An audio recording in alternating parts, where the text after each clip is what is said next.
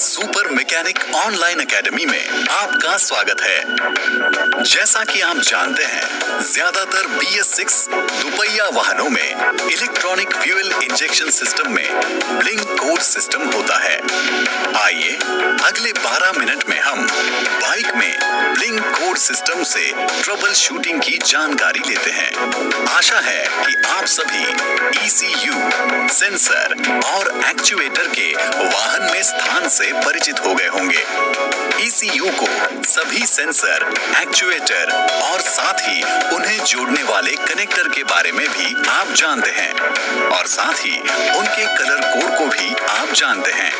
आइए आज हम इस बात को समझते हैं कि यदि वाहन में स्टार्टिंग या परफॉर्मेंस की समस्या है और आपको MIL यानी माल फंक्शन इंडिकेटर लैंप ऑन दिख रहा है तो डायग्नोसिस कैसे करें। ज्यादातर बाइक में दो प्रकार के डायग्नोसिस प्रक्रिया का प्रयोग किया जाता है और वो इस प्रकार है। एक DOL टूल के साथ ब्रेक आउट बॉक्स और दो ब्लिंक कोड विधि। आज हम केवल ब्लिंक कोड फॉल्ट डायग्नोसिस विधि पर चर्चा करेंगे। ब्लिंक कोड विधि जानने से पहले हमें उससे जुड़ी बातों को समझने की आवश्यकता है। जैसे ब्लिंक कोड क्या है, फॉल्ट की जांच करने के लिए मैन्युअल प्रक्रिया द्वारा ब्लिंक कोड को कैसे पहचानें, ड्राइविंग साइकिल क्या होता है और DTC कोड किसे कहते हैं।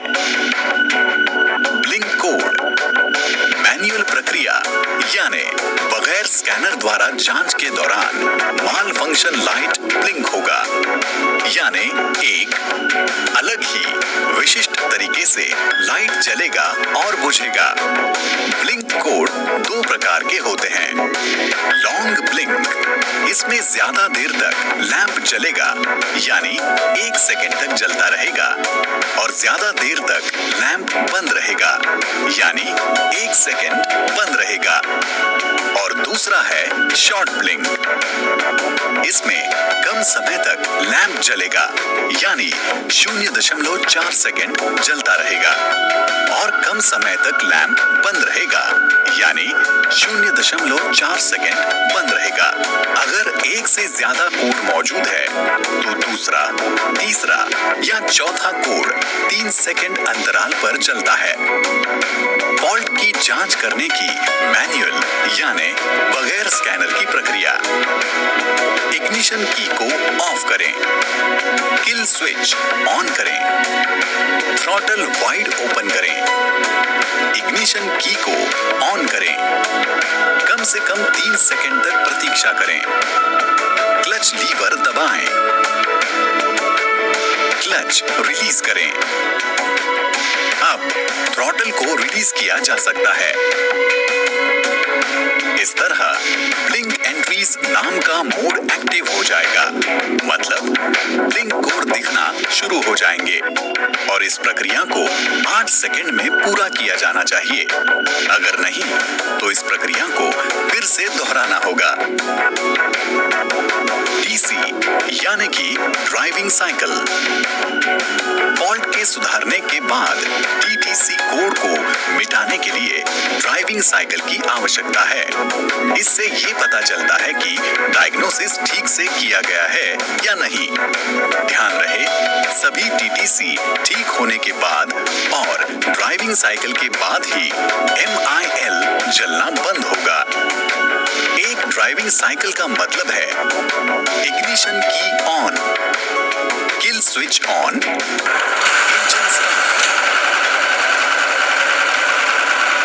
किल स्विच ऑफ और इग्निशन की ऑफ। इसके बाद 30 सेकेंड इंतजार करने के बाद ड्राइविंग साइकिल पूरी होती है। DTC code diagnostic trouble code या फॉल्ट कोड ऐसे कोड होते हैं जो ऑनबोर्ड कंप्यूटर डायग्नोस्टिक सिस्टम द्वारा स्टोर किए जाते हैं।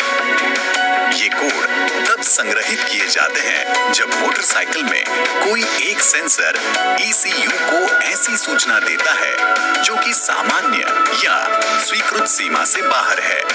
उदाहरण के लिए इंजन ऑयल टेम्परेचर का वोल्टेज अत्यधिक होना। हर एक DTC एक विशेष समस्या की ओर इशारा करते हैं और टेक्नीशियन को ये जानने में मदद करते हैं कि वाहन में कहां आंतरिक खराबी हो सकती है। DTC कोड के 4 प्रकार होते हैं। 1.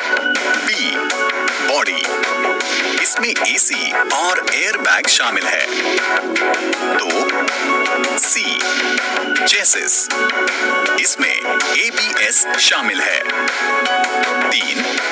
B पावर ट्रेन, इसमें इंजन और ट्रांसमिशन या गियर बॉक्स शामिल है।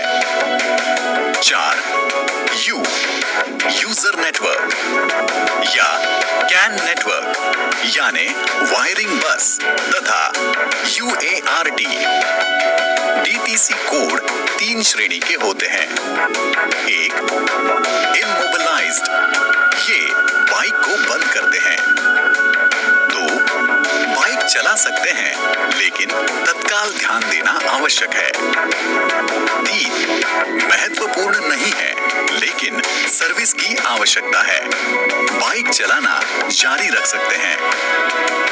आइए अब हम प्रत्येक श्रेणी के अंतर्गत प्रत्येक DTC कोड पर चर्चा करते हैं।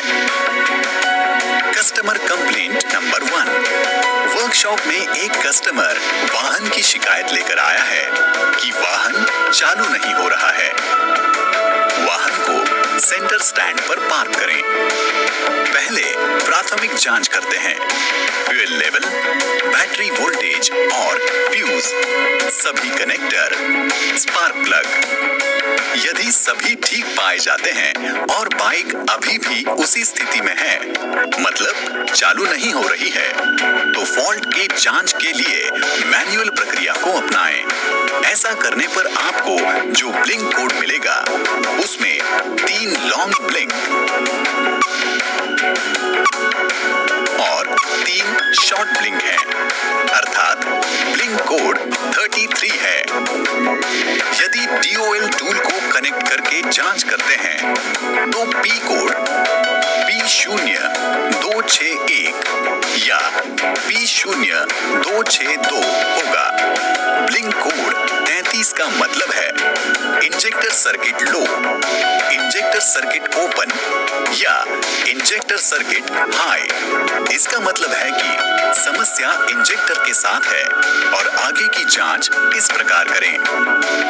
वायरिंग हार्नेस की कंटिन्यूटी जांच। इंजेक्टर पिन नंबर 1 और ECU पिन नंबर 11 के बीच तथा इंजेक्टर पिन नंबर 2 और ECU पिन नंबर 5 के बीच कंटिन्यूटी की जांच करें। यदि इनके बीच कंटिन्यूटी है तो आगे की प्रक्रिया करें। अगर कंटिन्यूटी नहीं है तो वायरिंग हार्नेस बदलें और वाहन को चालू करें। ECU मेमोरी से P कोड को मिटाने के लिए 3 ड्राइविंग साइकिल को पूरा करें। इंजेक्टर की जांच करें। इंजेक्टर पिन नंबर 1 और पिन नंबर 2 के बीच रेजिस्टेंस मापें। मापे गए रेजिस्टेंस का मान 21 ± 2 डिग्री सेल्सियस तापमान पर 11.4 से 12.6 ओहम होना चाहिए।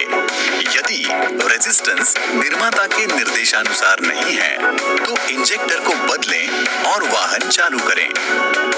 ECU मेमोरी से P कोड को मिटाने के लिए 3 ड्राइविंग साइकिल को पूरा करें।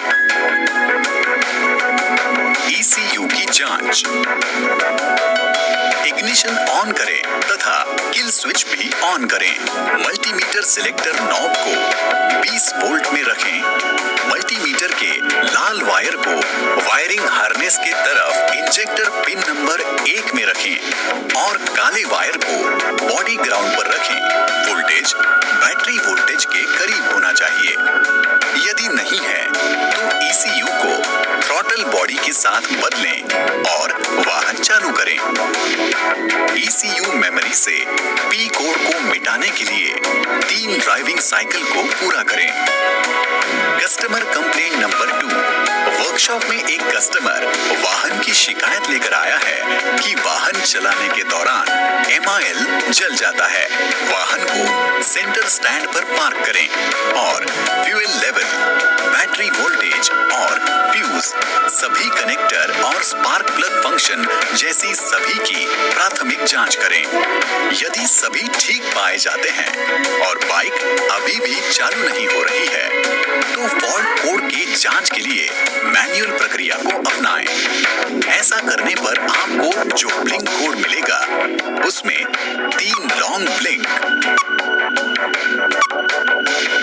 और 7 शॉर्ट ब्लिंक है, अर्थात ब्लिंक कोड 37 है। यदि आप DOL टूल को कनेक्ट करते हैं और चेक करते हैं तो P कोड P2300 P2301 होगा। ब्लिंक कोड 37 का मतलब है इग्निशन कॉइल सर्किट लो, इग्निशन कॉइल सर्किट ओपन या इग्निशन कॉइल सर्किट हाई। इसका मतलब है कि समस्या इग्निशन कॉइल के साथ है और आगे की जांच इस प्रकार करें। वायरिंग हार्नेस की कंटिन्यूटी जांच।